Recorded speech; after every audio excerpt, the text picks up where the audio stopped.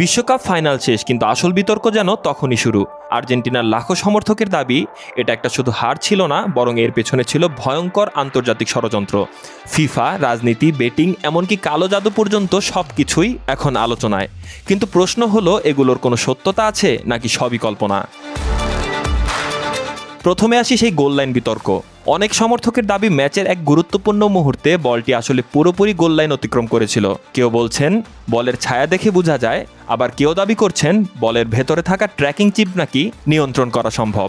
তবে বাস্তবতা হলো, এসব দাবির পক্ষে কোনো নির্ভরযোগ্য প্রযুক্তিগত বা আনুষ্ঠানিক প্রমাণ পাওয়া যায়নি। আরেকটি আলোচিত দাবি হলো, ফাইনালের আগে আর্জেন্টিনা দলের খেলোয়াড়দের পরিবারের উপর নাকি চাপ সৃষ্টি করা হয়েছিল।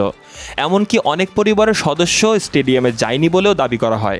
একই সঙ্গে ছড়িয়ে পড়ে আরেকটি গুজব, ফাইনালের ঠিক আগে নাকি আর্জেন্টিনা দলকে হঠাৎ ডোপিং পরীক্ষার মুখোমুখি করা হয়েছিল, যাতে তাদের মানসিক প্রস্তুতি নষ্ট হয়।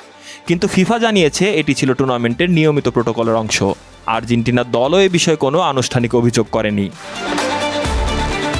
এরপর আসে আরও বিস্ময়কর দাবি। কেউ বলছেন ডোনাল্ড ট্রাম্প, স্পেনের রাজা, প্রিমিয়ার লিগ, ফ্লোরেন্তিনো পেরেজ সবাই নাকি একটি আন্তর্জাতিক পরিকল্পনার অংশ ছিলেন।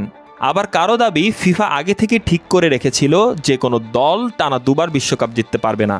আরও উদ্ভট একটি তথ্যে বলা হয়, বহু বছর আগে শিশু লামিন ইয়ামালকে গোসল করানোর সময় লিওনেল মেসির সেই বিখ্যাত ছবি নাকি গোপন ফ্রিম্যাসনিক আচার ছিল। এমনকি কেউ কেউ দাবি করেন আর্জেন্টিনার খেলোয়াড়দের শক্তি নাকি শুষে নেওয়া হয়েছিল, অথবা তারা কালো জাদুর শিকার হয়েছিল। আরেকটি তত্ত্ব অনুযায়ী পুরো ম্যাচটি নাকি স্পোর্টস বেটিংয়ের স্বার্থে প্রভাবিত হয়েছিল। অন্যদিকে রেফারি স্লাভকো ভিনচিচের কয়েকটি সিদ্ধান্ত নিয়েও ব্যাপক সমালোচনা হয়েছে। কিছু সমর্থক তো বিশ্বকাপ ফাইনাল পুনরায় আয়োজনের দাবিও তুলেছেন। সব মিলে বিশ্বকাপ ফাইনালের পর অসংখ্য ষড়যন্ত্র তত্ত্ব সামাজিক যোগাযোগ মাধ্যমে ছড়িয়ে পড়েছে, কিন্তু এখন পর্যন্ত কোনো দাবির পক্ষেই নির্ভরযোগ্য প্রমাণ পাওয়া যায়নি। ফুটবলে আবেগ থাকবেই, তবে সত্য আর গুজবের পার্থক্য করাটা সমান গুরুত্বপূর্ণ।